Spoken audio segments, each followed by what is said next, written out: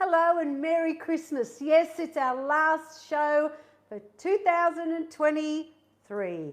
Thank you for joining me for this year and all the lovely recipes and all your lovely comments. I've had a ball and I've really appreciated your support. But we're not done yet. We've got one more to go. And what is it? Well, I'm going into the Christmas section. Here's the Christmas section. And we're turning the page over and we're doing the Christmas cake. It's the moist one. It's got the pumpkin in it. It's phenomenal. But what else I've done for you is in the Cooking for One or Two, I've made them into mini Christmas cakes. So this is they're a little bit high in fat. In this book, per slice is 1.4. With this, it's 2.2. So just a little bit more in high in fat. But I love making these like a muffin and wrapping them up and giving them to my friends as a little present with their Christmas card. All right, so let's get the party started. Yes, last one for the year. Now, we're going to preheat our oven. I've already done it to 180 degrees fan forced. I've also chopped up my pumpkin. It says in there a cup of cooked pumpkin and mashed. So I've got that in the freezer because I'm going to show you what I do because I think it's a good little trick. But for now, we've just got to look at what's the other ingredients. So remember, it's a cup of cooked pumpkin. And I always say Kent. It's 250 grams raw, if that gives you an idea. That's the peeled and seeded pumpkin. It's just the flesh of the pumpkin is 250 grams if you wanted to know that. And then you just microwave it and cook it and then you mash it. Drain it really well and mash it. So this is all the delicious fruit that's going into our Christmas cake. I cannot wait. So we've got glacé cherries, half a cup, a third a cup of mixed peel. Now, if you're not a mixed peel person, don't put it in and just add a little bit more of the others because it's a third a cup. You could even do craisins. Oh, yes, instead of that, put craisins in. You've got currants. You've got half a cup of currants, half a cup of raisins, and then 1 cup of sultanas. Now, if this just overwhelms you, I've got a simple version for you because you can just use the pre-made mixed dried fruit that you buy in the supermarket. And I tell you down here in the variations, to make it easier, replace it with 3 cups or 500 grams of mixed dried fruit. Yeah? So if you don't want to do the individual, just get that. Now I've got a cup of water because this is a boiled Christmas cake. I've got bicarb, mixed spices. I've got 3 eggs. I'm going to use 3 egg whites. Now you can use brandy or rum. We're a bit partial to the rum, aren't we, Billy? We do like our rum in it. Brandy, rum. Just remember, it's cooked out. All the alcohol's cooked out of it. It's just the flavour that's left in there. If you're worried about it, then just replace that with apple juice or even orange juice. You've also got whole blanched almonds, and that's what they look like. So they've got no skin on them, they're blanched, then they're raw, and they're going to go on the top. Now, if you want to not have nuts on the top, then that's fine, but it's a Christmas cake, so that's, to me, separates it from a normal fruit cake. I've got 2 cups of self-raising flour, and I've got my cooking spray. So what I'm going to do first is I'm just going to chop up the glacé cherries, because I think there's nothing worse than getting a big glacé cherry in your mouth. So just cut them in half, and then they can go in the saucepan with all the other fruit.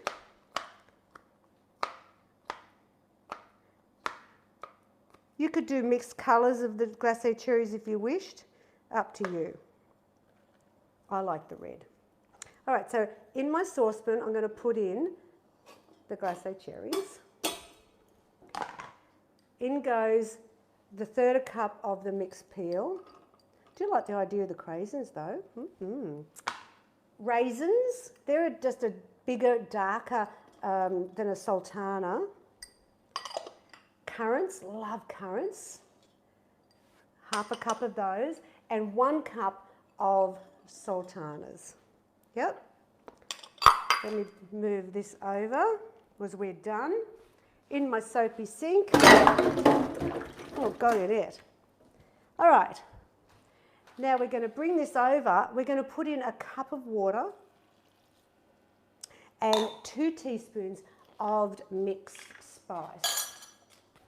Just remember, if you don't like mixed spice, you could do cinnamon or nutmeg and a mix like that. But to me, Christmas cake is all about the mixed spice. Two teaspoons, yeah?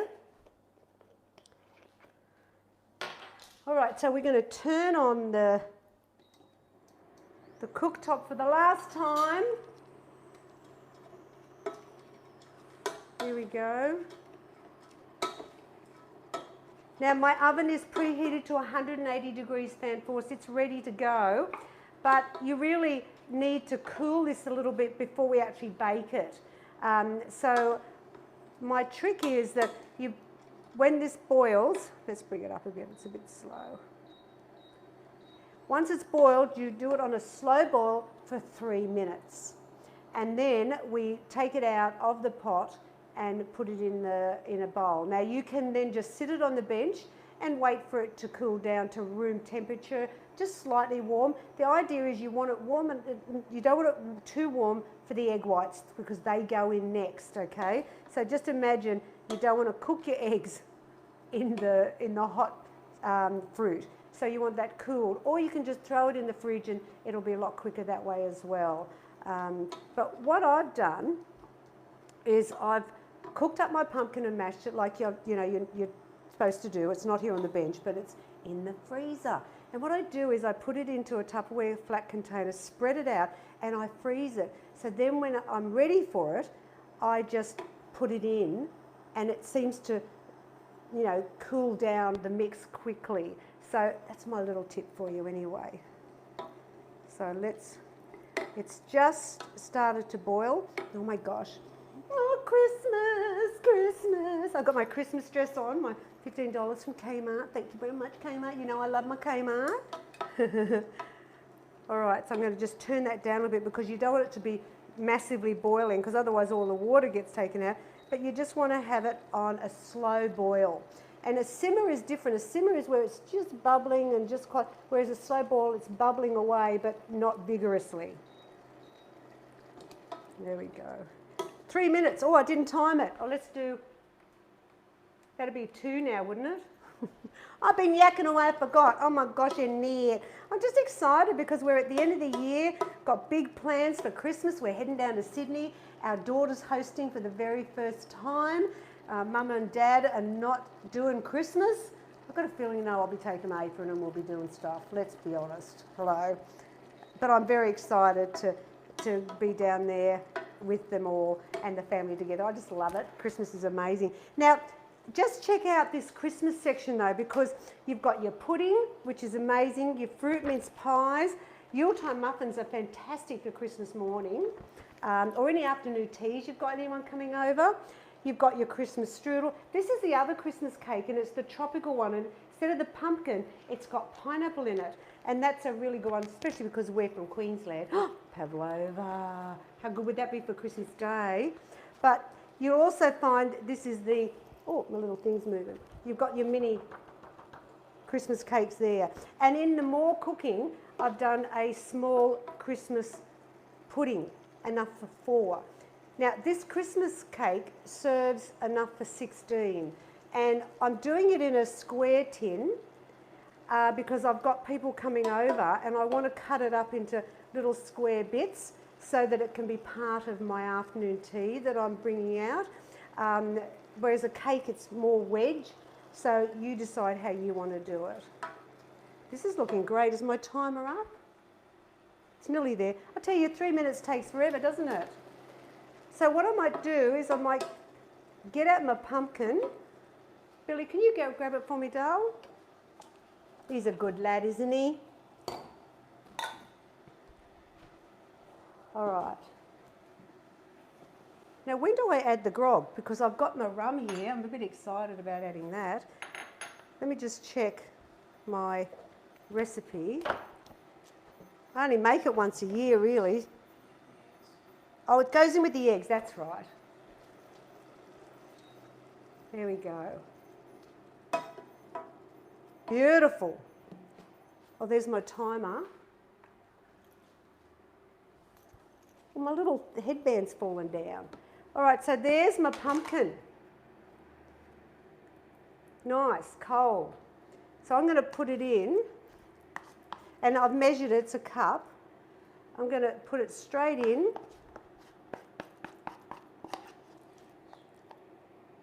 I've got my scraper.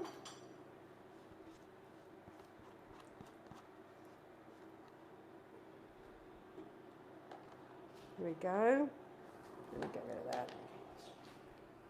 I'll keep my scraper though, I'll need it. And I'm just going to mix that pumpkin in, and what that does, it gives it, the Christmas cake, a really great, moist, really moist texture. And that's what you want. No one will know there's pumpkin in it, I'm just telling you. Now, if this had been, sometimes I actually freeze the pumpkin so it's really cold, but this is just going to still make it too hot to start cooking the eggs with it. I can see there's still steam coming off that. Oh, it's hot. Let's scrape it in. Give it another good big mix.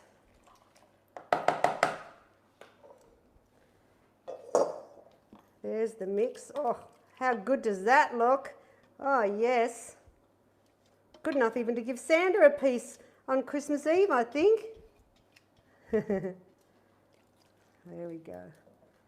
All right. What I'm going to do is I'm going to throw this in, or I'm going to chuck it, place the fruit into the fridge for just a short while, and once it's room temperature, I'll be back to finish it all off, so it won't be long. Okay, so my fruit mix has got to room temperature, but I forgot something. Silly Annette. I forgot to put the bicarb in. I bet you were looking going, what about the bicarb, Annette? 3/4 of a teaspoon of bicarb goes in.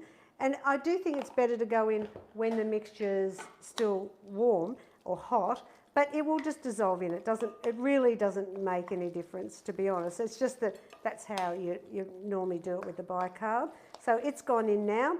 I'm going to put in my rum, and as I said, you could put brandy in, or apple juice would be another option if you didn't want any alcohol in it.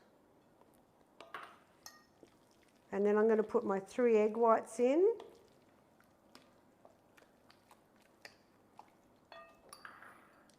And then all we have to do is put the flour in the oven.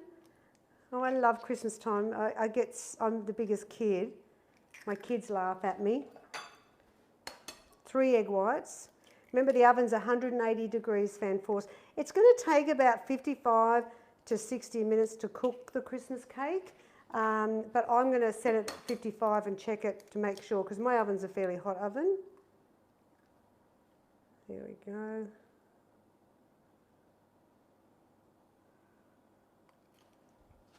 Now give this a really good mix in.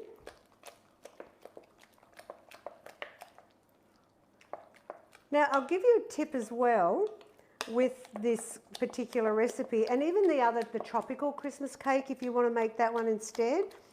You need to put it in the fridge at this time of year because of the humidity and the heat, especially if it's cold, then you don't have to worry. But the pumpkin and the pineapple and the different recipes actually can go off in the humidity and heat. So you need to put it in the fridge. It'll keep perfectly. All right, now we're going to put in 2 cups of self-raising flour. I'm going to just put that all in one go. And then we just have to mix it up.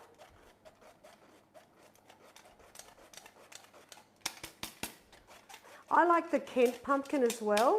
Not sure if I mentioned that. I find that a really sweet, and the more yellow the pumpkin, or orange even's even better, the sweeter I think it is. If it's a pale colour, don't get it because it'll have no flavour. All right, so we're just combining that flour into the wet mix. Smells very Christmassy. There we are. Now, if you wanted to make this now, like I'm eating it this week, so it doesn't matter because I've got visitors coming. But if you wanted to have this for Christmas Day, then what I would do is I would put it in the freezer and freeze the cake. Yeah. Now, we used to put in a Parisian essence to make a darker Christmas cake, but you can't buy it anymore. But if you've got any Parisian essence, you could put some in if you want. All right.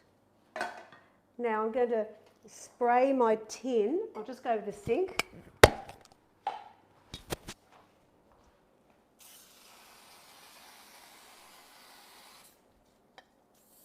Oh. Perfect. And I'm going to, now this is a 9-inch, so let me, before I do, I want to show you. It's a 9-inch, or it's called 19 centimetres. So what you do is you measure from each side of the base. So this is just a tiny little bit more than 19 centimetres. You don't do it that way, and you don't do it from the top, really. I always find it's much better to get the accurate reading with your ruler from there. There we go. In it goes.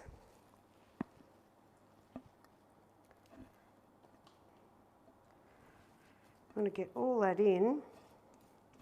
And as I said, 180 degrees in the oven, probably for about 55 minutes,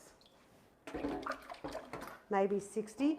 You want to check in the middle that it's firm to touch, because it's quite a dense fruit cake. Push that to the sides. Flatten it out.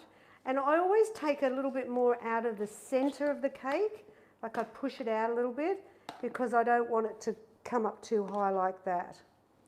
Now the fun bit is we get to decorate it with the blanched almonds, and I always do it that the point goes in to the middle, the centre. I start with a nut on each corner, and then I put about 4 almonds. I try to think of them getting a piece. 3, so that's 3 along there, 3 on each side, and then we just fill it up in the centre as well. So, as I said, go to the corners, points in. Can you see that? See how I've done that so far? Yep. And now I'm just going to follow that corner again. See, I'll just show you. See how I've done that?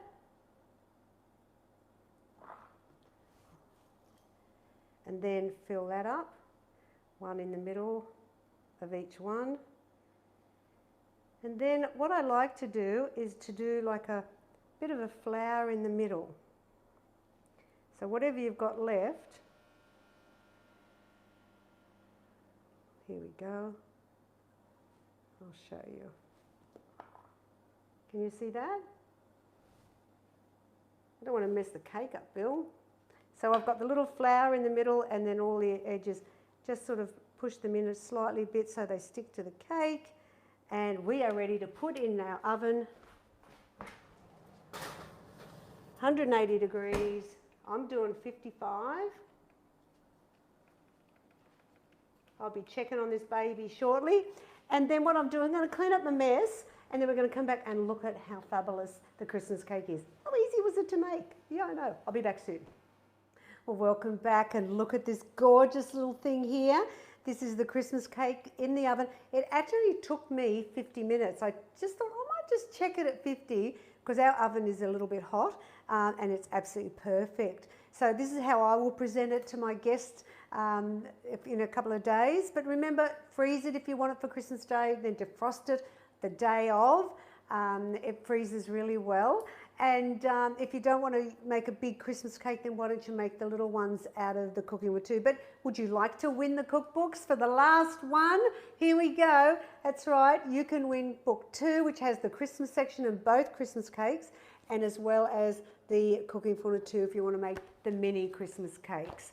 So all you have to do is like, share, and in the comments, hashtag Symply Too Good, and you could be maybe the lucky 3 that I pick with the personally signed copies of these 2 gorgeous books. Well, thank you for another amazing year. I mean, if you want any more tips or recipes, you know where to find me, simplytoogood.com.au. Thank you so much for being such a supportive group of beautiful people. I've loved joining you every Thursday. Take care. Merry Christmas.